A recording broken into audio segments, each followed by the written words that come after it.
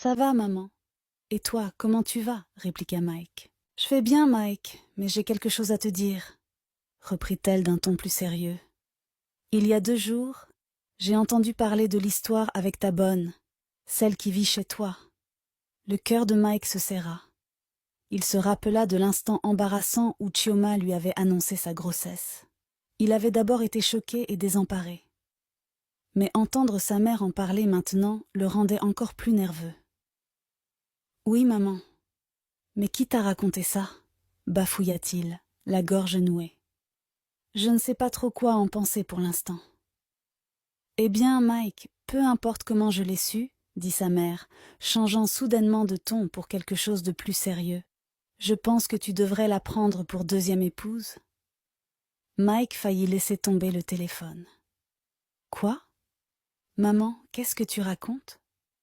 La voix de sa mère resta étonnamment calme, comme si elle parlait d'un sujet anodin. « Tu vois, Mike, elle porte ton enfant. Tu ne peux pas simplement l'abandonner comme ça. Et je suis sûre que c'est une bonne fille. Je ne veux pas que mon petit enfant subisse quelque malheur, et je ne veux pas que ton nom soit sali. » Mike resta silencieux un bon moment. Il n'arrivait pas à croire ce qu'il entendait. Sa mère, toujours si stricte à propos des valeurs familiales, l'encourageait réellement à épouser sa bonne. « Mais maman, j'ai déjà Sandra. Comment puis-je » tenta Mike de protester. Sa mère le coupa. « Sandra ? Mike, c'est une bonne femme, mais tu ne veux pas quelqu'un qui s'occupera de toi quand tu seras plus vieux? Tu ne veux pas une femme solide pour élever tes enfants? Réfléchis-y, mon fils. » Mike était trop confus pour continuer la discussion. « J'ai besoin d'y réfléchir, maman. » « Bien sûr, Mike. Mais agis vite. Ne tarde pas trop. Tu es un homme, maintenant, et tu dois prendre des décisions pour ton avenir. » Mike raccrocha, la tête en ébullition. Il n'aurait jamais imaginé que sa mère puisse lui dire cela un jour. Il pensa à Sandra, avec qui il était depuis 3 ans, à quel point il l'aimait. Mais voilà qu'il y avait cette autre fille, sa bonne, qui portait son enfant. Au cours des jours suivants, Mike tenta d'ignorer la pression de sa mère. Il en parla à quelques amis, cherchant leurs avis, mais beaucoup trouvaient que sa mère n'avait pas tort. L'un d'eux lui dit « Mike, tu ne peux pas laisser un enfant grandir sans père. Et si elle porte ton bébé, c'est ta responsabilité. » Mike ne savait plus quoi penser. Il ne voulait pas blesser Sandra, mais il ne voulait pas non plus abandonner son enfant. Il se sentait piégé. Chaque fois qu'il parlait à sa mère, la pression augmentait. « Alors, Mike ?» demandait-elle. « Ne laisse pas passer cette chance. Tu dois faire ce qu'il faut pour l'enfant. » Finalement, après une semaine de pression incessante, Mike prit une décision. Il rassembla ses oncles, quelques membres de la famille et des amis, leur annonçant qu'il allait rendre visite à la famille de la bonne. Il parlerait de l'avenir et, peut-être, il finirait par l'épouser. Quand il arriva chez la famille de la bonne, ils l'accueillirent chaleureusement. Ils étaient ravis à l'idée qu'il prenne Chioma comme seconde épouse. C'était la tradition, après tout. Ils ignoraient tout de sa relation avec Sandra, et Mike ne savait pas comment le leur expliquer. Assis là, à les regarder discuter des détails du mariage, Mike avait le cœur lourd. Il faisait cela pour l'enfant, mais au fond de lui, il savait que ce n'était pas vraiment ce qu'il voulait. Le lendemain, Sandra rencontra sa meilleure amie, Tina, qui avait entendu des rumeurs à propos de Mike et de sa bonne.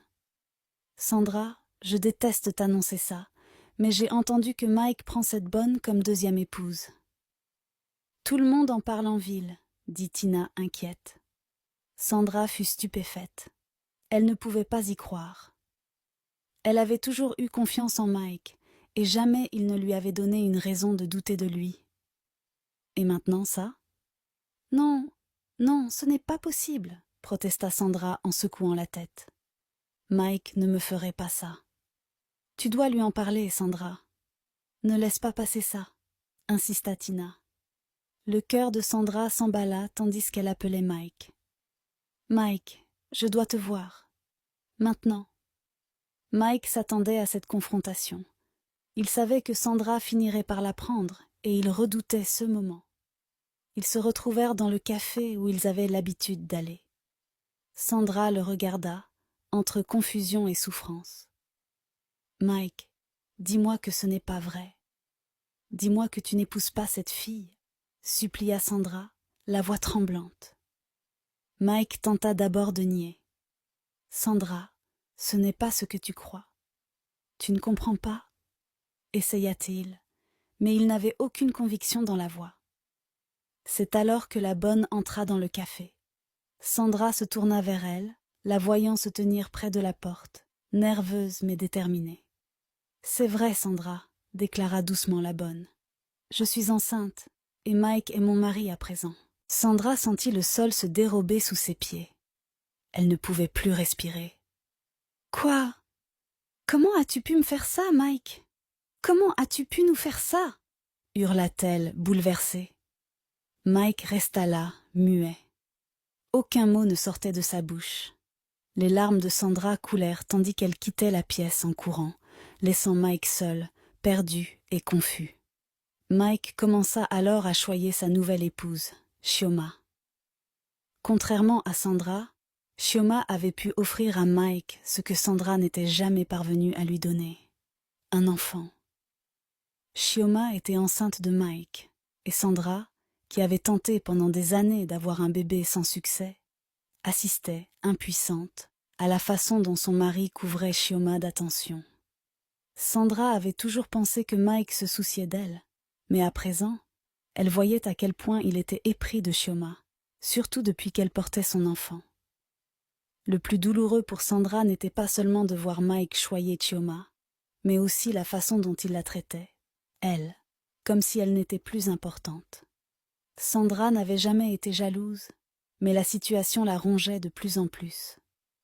Quand Sandra demandait à Chioma d'effectuer certaines tâches, Chioma refusait, et Mike soutenait toujours Chioma. « Non, Chioma est enceinte. Elle ne peut pas faire tout ce travail. C'est à toi de le faire, disait-il.